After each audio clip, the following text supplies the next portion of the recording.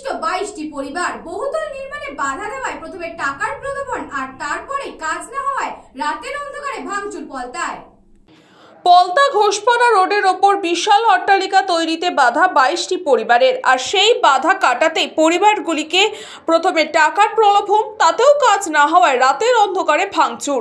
এরপর ওই 22টি পরিবার তাতেও কর্ণপাত না হওয়ায় ব্যস্ততম রাস্তার নিকাশি ব্যবস্থা বন্ধ করে পিডব্লিউডি জমির ওপর পাঁচিল দিয়ে ঘিরে দিচ্ছে প্রমোটার। ওরা চাইছে এক এক করে সব পুলিশের ধমকি দিয়ে এক এক করে বাড়ি এরকমভাবে না উঠলে ভেঙে এক এক করে লোক টাকা 7 লাখ 8 লাখ, এতে তো আমরা বসবাস করতে।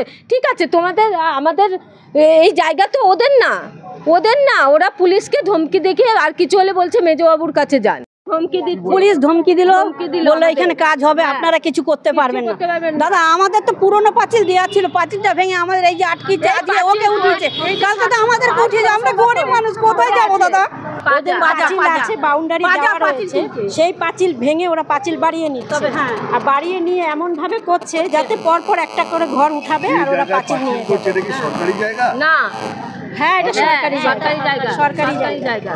এমনকি পিডব্লিউডি ড্রেনকে ঘিরে তুলে দেওয়া হচ্ছে পাঁচিল। এই পরিবারগুলির দাবি তাদের পুনর্বাসন না দিয়ে তাদের সরানো যাবে না, কারণ 60-70 বছর ধরে তারা সেখানেই বসবাস করছে।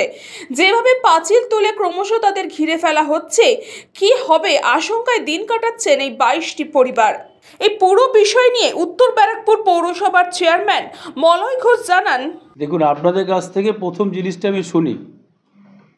আর সরকারি জায়গা দখল করে মাননীয় মুখ্যমন্ত্রীর যে সার্কুলার, নর্থ ব্যারাকপুর মিউনিসিপ্যালিটির কনসার্ন আপনারা দেখেছেন। বিগত কিছুদিন আগে আমরা যত সরকারি জায়গা জবরদখলকারী ছিল, আমরা সেই সব জবরদখলকারীদের হাঁটিয়ে দিয়েছি।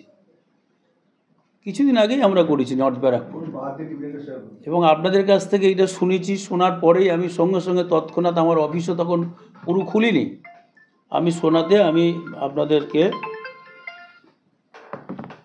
আমার এক সাব অ্যাসিস্ট্যান্ট ইঞ্জিনিয়ারকে আমার কাছে কোনো লিখিত অভিযোগও আসেনি, শুধু আপনাদের মুখ থেকে শোনায় আমি আমার সাব অ্যাসিস্ট্যান্ট ইঞ্জিনিয়ারকে সেখানে আমি পাঠিয়েছি। সে দেখে এসেছে, সে দেখে এসে আমাদের রিপোর্ট দেবে। কোনো ড্রেন আমার কাছে রেকর্ডেড যেসব ড্রেন আছে, সেই ড্রেন যদি কেউ বা কারা অকুপাই করার চেষ্টা করে, নর্থ ব্যারাকপুর মিউনিসিপ্যালিটি সেসব ভ্যাকেট করে দেবে। কেউ পারবে না, আমরা করতে দেবো না। ব্যুরো রিপোর্ট, নিউজ পঙ্গ টাইম।